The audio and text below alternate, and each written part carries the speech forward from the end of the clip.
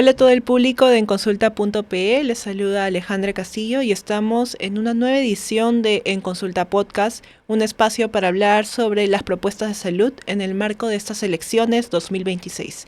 Hoy tenemos como invitado a Antonio Quispe del partido Fuerza y Libertad, quien nos va a brindar una entrevista para conocer sus propuestas en salud. Pero antes pasamos con nuestro editorial con Víctor Zamora. Adelante, Víctor. Bienvenidas y bienvenidos a la sección editorial de En Consulta Podcast. El título de nuestro editorial del día de hoy es El debate ciego, la salud en el banquillo del olvido. Hoy no vengo a analizar una propuesta, sino a denunciar un olvido que roza la negligencia institucional. El Jurado Nacional de Elecciones ha presentado los temas del debate presidencial y, para sorpresa de nadie, pero indignación de todos y todas, la salud pública ha sido borrada del mapa de las prioridades. Es increíble que, habiendo sido uno de los países más golpeados por la pandemia, hoy actuemos como si nada hubiese pasado. Estamos, de hecho, viviendo una crisis profunda y aguda de abastecimiento de medicamentos. La Contraloría acaba de emitir un informe donde nos advierte que 15 hospitales de Lima están en situación de abandono extremo. Mientras tanto, la toferina acaba de arrasar 24 de 25 regiones del país, dejando una estela de enfermedad y muerte. El dengue, por otro lado, se incrementa progresivamente en el país y ya tenemos 12 regiones afectadas de un total de 25. Y se seguirá incrementando con el impacto del fenómeno del Niño. ¿Cómo es posible que el sistema con el menor financiamiento público de las Américas no sea digno de una hora de debate frente a la nación? Saludamos, mientras tanto, la iniciativa del Colegio Médico y de las Universidades San Marcos y Cayetano Heredia por organizar su propio foro técnico. Es un esfuerzo loable sin lugar a dudas, pero tiene un riesgo: aislar a la salud a un claustro de especialistas. La salud no es un tema técnico de nicho.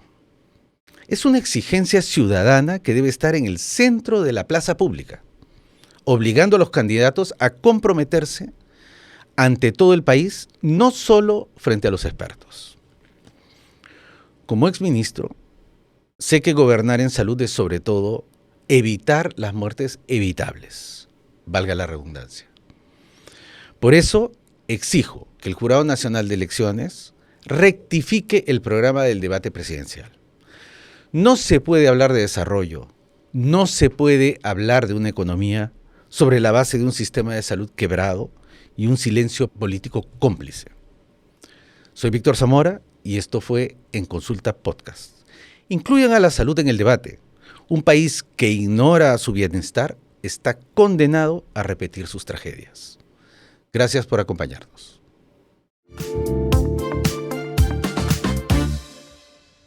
Bien, continuamos con la entrevista a Antonio Quispe. Él es candidato al Senado por el número 10 por el partido Fuerza y Libertad.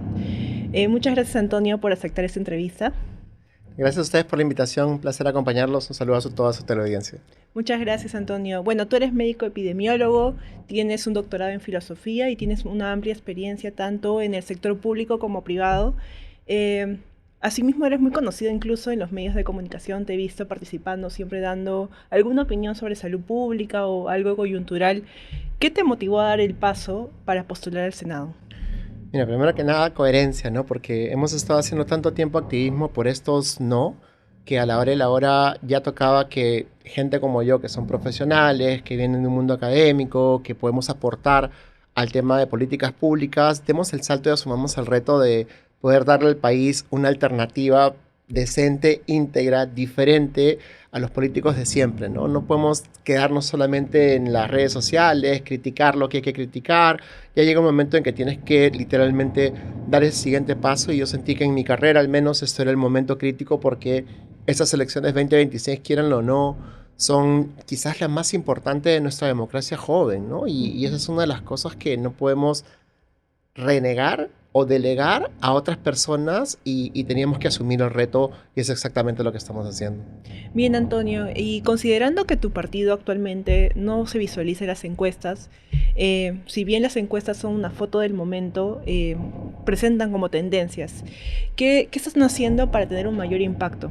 Entonces hacemos un plan estratégico que tiene 3 fases, ¿no? La fase de posicionamiento, la fase de propuestas, la fase de lanzamiento o cierre de campaña. Y ahora estamos terminando la fase de posicionamiento, justamente haciendo ese trabajo de que la gente reconozca la marca. ¿Por qué razón? Porque es una lucha muy desigual, ¿no? Estamos enfrentándonos a partidos que tienen recursos humanos pagados con dinero del Estado, financiamiento directo, financiamiento indirecto, y encima son partidos que tienen constituciones, vienen de ser gobierno, entonces tienen muchísimos recursos comparado con partidos que se han armado precisamente luchando para lograr la inscripción y nuevamente nacer como un producto nuevo, ¿no? Felizmente algunos somos visibles, podemos capitalizar eso en redes sociales que no se mide en las encuestas, y lo otro es de que valgan verdades, este país, las encuestas lo único que nos demuestran es que los que están liderando nunca ganan, que al final los que están inflados se caen y estamos a la espera de un outsider que esperamos seamos nosotros, ¿no? Entonces, si algo hemos aprendido de la historia reciente de los procesos electorales en el Perú es de que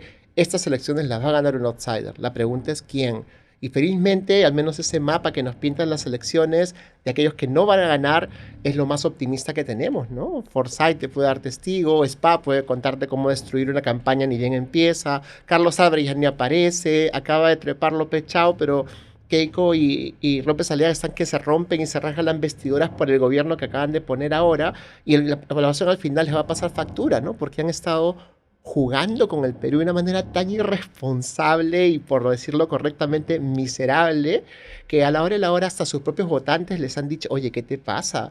Hay límites, ¿no? Hay mínimos que hay que trazar, ¿no? Y lo que nos prometiste no es lo que estás haciendo y realmente la cosa en este país es muy cambiante, Volátil. muy volátil, ¿no? Y eso es exactamente lo que estamos viendo en estas primeras fases de la contienda Sí. electoral. Sobre todo a partir del 2016, que ya hasta la fecha ya tenemos 8 presidentes, si no me equivoco. Y vamos a tener Realmente 10, ¿no? 10 en 10 años no solamente es un récord deplorable, sino que pinta de cuerpo entero qué es lo que quieren quienes nos gobiernan ahora, ¿no? Nos quieren dividir, nos quieren atomizar, quieren destruir la capacidad de la población de elegir gobernantes decentes y eso es exactamente lo que no queremos y por eso luchamos contra ¿Y ellos. por qué apostaste por Fiorella Molinelli? Yo recibí 4 propuestas, ¿no? Y yo literalmente tracé puede saber ciertos quién es? mínimos.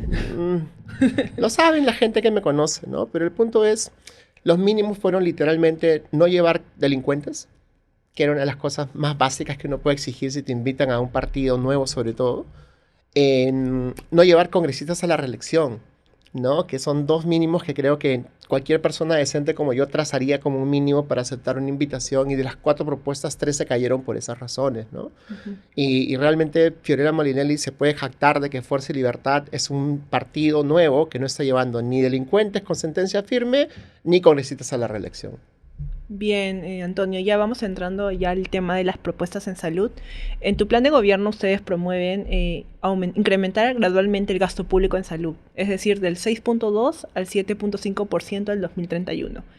¿Consideras que esto es viable en el marco de este contexto económico del país? Claro que sí, sobre todo ¿por qué? Porque mira que lo que estamos proponiendo es reformar el sistema de salud integrándolo de abajo hacia arriba.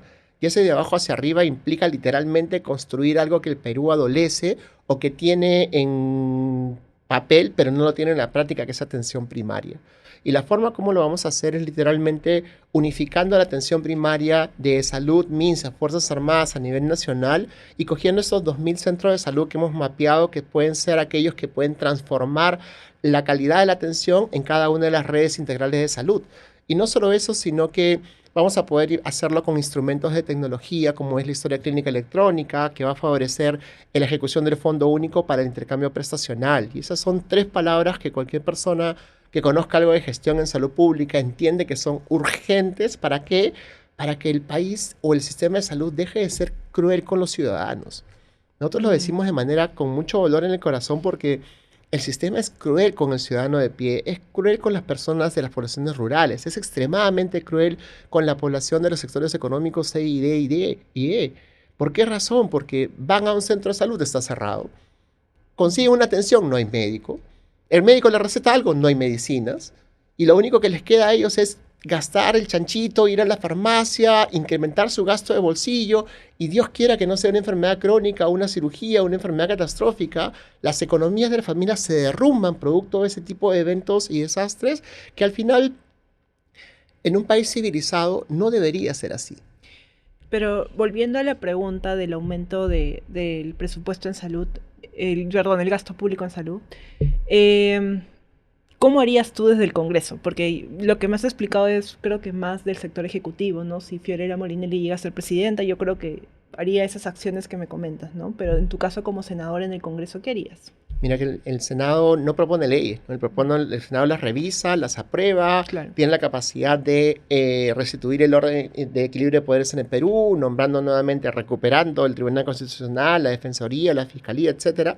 Pero lo que sí va a pasar, porque este Congreso lo ha querido así, es que del diputado se pasa a una libreta y en Senado se va a terminar de escribir el libro. Ujú. ¿No? Entonces, y en la práctica, la capacidad de ejecución de gasto, la capacidad de aprobación del presupuesto va a ser en el Senado. O sea, Claro. literalmente el Senado va a tener la llave para poder reestructurar la ejecución del presupuesto nacional, y eso es precisamente la herramienta que se requiere para. Entonces, traduciendo tu pregunta a la práctica es, solo vamos a poder recuperar el Perú si logramos derrotar al pacto mafioso y que estos no dominen esa mayoría en el Senado que tanto quieren y tanto necesitan para cuidar su impunidad, para cuidar sus leyes que son pro pacto mafioso, para cuidar esa inestabilidad política que tanto los beneficia desde el punto de vista económico, ¿no? Claro, se ha vuelto como un negocio prácticamente Un estar en el botín, Congreso. ¿no? Y se lo están repartiendo ahorita, o sea, ni siquiera es como que hay que Hay mirar mayor otro descaro, esto. se En puede este decir. momento se lo están repartiendo de la manera más asquerosa posible, ya escogieron sus ministerios, ya transaron quién va a ser cuál, están pidiendo el MEF y así sucesivamente, ¿no? Y la población lo puede ver ahora porque eso es exactamente lo que nos van a dar si logran la mayoría en el Congreso. Multiplícalo por 5 años más y eso termina en un país completamente inviable, sin futuro, con un Peruzuela que es lo que ellos tanto querían construir como un monstruo, es exactamente lo que nos van a dar Keiko, López Aliaga, si ganan las elecciones, ¿no? Y no solo eso, incluso muchos políticos, como en tu caso, que se han motivado a participar de la política, o sea, cuando van a hacer campaña, probablemente mucha gente, por la desconfianza que se ha generado en los últimos años, Uf. les tiran insultos probablemente, o desconfían, no sé, yo he visto justamente campaña de varios amigos que ellos son buenas personas, personas con valores, de acuerdo a su profesión, su especialidad son también capos, pero la gente ya no confía en nadie. Pero hemos respondido, ¿no? Y esa es una de las cosas más bonitas de esas elecciones, ¿no? Quieran o no, al abrir tanto la puerta, lo que han hecho ha sido convencer a gente como nosotros de que, oye, ya basta, ¿no? O sea, de verdad, párenla un poquito siquiera, ¿no? No se están metiendo con la provincia lejana o el pueblo, no, se están metiendo con nosotros directamente. O sea, nuestros hijos para poder ir al colegio tienen miedo de subirse a un bus. La gente que está pagando una beca, que ganó una beca 18, tiene miedo que se la quiten. O sea, realmente le han hecho tanto daño al país que lo único que nos queda es tomar la posta, darles batalla y ganarles, que es lo más importante, ¿no? Y van a perder, ¿ah? Porque esas son otra de las cosas maravillosas que pasan en este país, que a la hora de la hora, 70% informal, con una moneda robusta, con estos miserables gobernándonos, no es una situación cualquiera. El país está harto de los políticos de siempre y este 2 de abril lo va a demostrar. Muy bien, retomando a las propuestas de salud, una de las tendencias de nuestro país es el mayor crecimiento de la población adulto mayor. En ese sentido, ¿tu partido propone alguna respuesta ante esta nueva realidad demográfica que va a haber? Estamos en el peor momento de la transición epidemiológica, ¿no? Tenemos mucho de ambas, de las infecciosas y de las crónicas, la expectativa de vida sigue creciendo, la cantidad de jóvenes en la población económicamente activa sigue disminuyendo, la cantidad de hijos que quiere tener una pareja joven ya bajó de 2 a 1 y está en tránsito a ser menos de 1, con lo cual vamos a implosionar y tener los mismos problemas que tienen países como España, que ya no tienen suficientes recursos para financiar a sus gerontes, ¿no? Esa realidad es durísima, ¿no? Y hay formas de revertirla, ¿no? Pero para empezar, el sistema de AFP es un desastre, no tenemos un sistema previsional, no tenemos herramientas actualmente implementadas que puedan darnos un futuro digno, tanto así que aquel viejito tiene que trabajar hasta que llegue a la tumba, ¿no? Si es que quiere mantener una vejez digna, y la gran mayoría no lo tiene. Les acaban de robar a los adultos mayores el almuerzo y los suplementos que recibían en los centros de adulto mayor a nivel nacional solo por una mezquindad absoluta del gobierno y son cosas que beneficiaban directamente a esa población que encontraba en eso un refugio para tener calidad de vida, ¿no? Y actualmente se los han quitado y si tú le quitas a un adulto mayor la posibilidad de recibir un almuerzo con balanceo nutricional, bien cocinado, con suficientes insumos y nutrientes en un centro de adulto mayor, es la catástrofe más grande que pueden sentir porque ahora tienen que ir al mercado a comprar, gastar lo poco que tienen, regatear, prepararse un almuerzo mal, con bajos nutrientes. ¿Qué significa eso? Mayor enfermedad, mayor gasto del sector público. Entonces, Claro. un gasto eficiente del sector público implica, entre otras cosas, darles un servicio de calidad a la población, tratarlos como seres humanos, no como ciudadanos de tercera, segunda categoría. Claro, creo que estamos en el colapso de los cuidados y más ahora que las tendencias, no solo en Perú, creo que a nivel latinoamericano está creciendo más la población adulto mayor, pero ¿qué concretamente harías? Mira que hay varias herramientas, ¿no? Como te decía, nosotros tenemos que trabajar en tres aspectos en general. Lo primero que hay que hacer es derogar las leyes pro pacto mafioso que nos ponen en esta sensación insalvable de inseguridad y eso es urgente. Literalmente tenemos un proyecto de ley que incluye derogar esas 23 leyes. ¿Para qué? Para recuperarle un poco de la seguridad a la población y que pueda vivir una vida un poco más sin temor a que los maten, ¿no? Que es la cosa más urgente del planeta. Lo segundo es recordar de que para que la gente tenga calidad de vida no solamente tiene que tener acceso a la salud, tiene que tener servicios básicos. Acabamos de estar en Villa María del Triunfo, en San Juan de Lurigancho, en las zonas altas. El sistema de recolección de agua vía tanques y tanques de rotoplas para las que están pagados en las vías, pagando la cantidad de plata que gastan por cada litro de agua, es obsceno. Y eso no es una cuestión de que no se puede solucionar. Se ha solucionado antes y lo podemos solucionar de nuevo. Y todo está en el plan de gobierno. Entonces, si tú atacas los principales servicios básicos que debe ofrecer el gobierno y les das calidad a la población, no solamente mejoras salud, no solamente mejoras educación, que son las dos cosas en las que vas Más a invertir básicas, para ¿no? un futuro inmediato, porque vas a tener un niño que va a poder desarrollarse cognitivamente, aprender, rendir en el colegio, trabajar, generarse un empleo. Empleabilidad, ¿no? Que es otra de las cosas que esta crisis, esta inestabilidad política le ha costado al Perú, es volver a tener esa fuga de talentos brutal que tuvimos en los 90, está sucediendo de nuevo, y la gente que top 10 de su universidad se va fuera del país, 100% de ellos. Ya no se quedan, a pesar de que eso le costó al Estado peruano una fortuna de plata entrenarlos.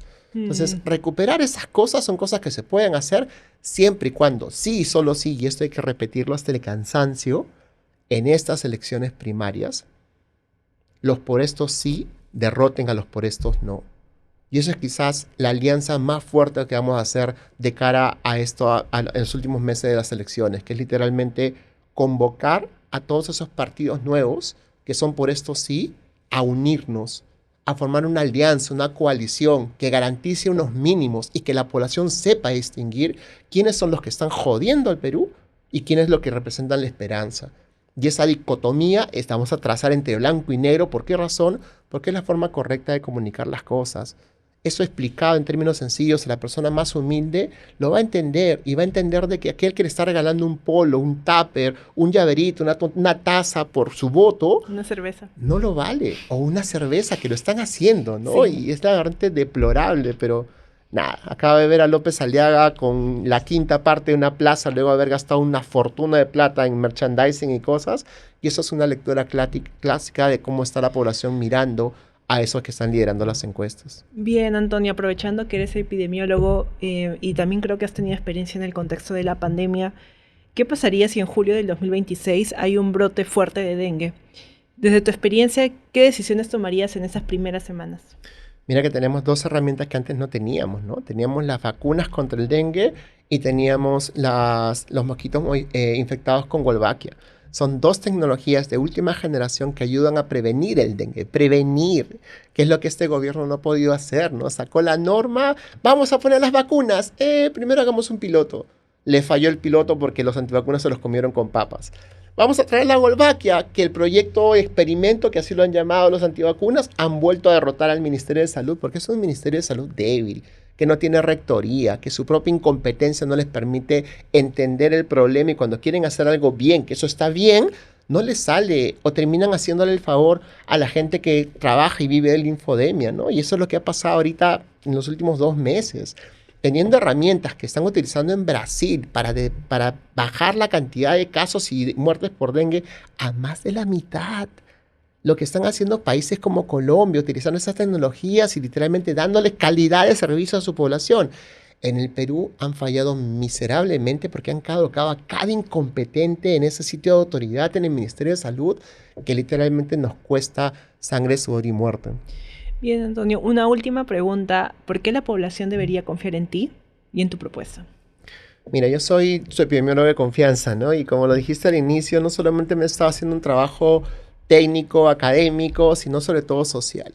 La gente me conoce porque precisamente he estado a su lado en las protestas, cuidando sus heridas, salvando vidas, y en general la razón por la cual damos este gran salto, asumimos este gran reto, es precisamente por ese nivel de coherencia y responsabilidad social. Yo soy el doctor Antonio Quispe. Este 12 de abril marca el 10 para el Senado Nacional y sobre todo por tu bienestar y tu salud. Bien, muchas gracias, Antonio. Ya volvemos con En Consulta Podcast.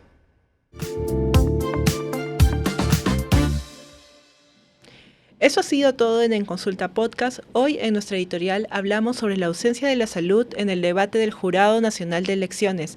Asimismo tuvimos como invitado a Antonio Quispe, que nos habló sobre todo de la falta de voluntad política para priorizar la salud en las decisiones del país. Agradecemos a todos por llegar hasta acá. No olviden seguirnos en todas nuestras redes sociales, así como también suscribirse a nuestro canal. Muchas gracias, hasta la próxima.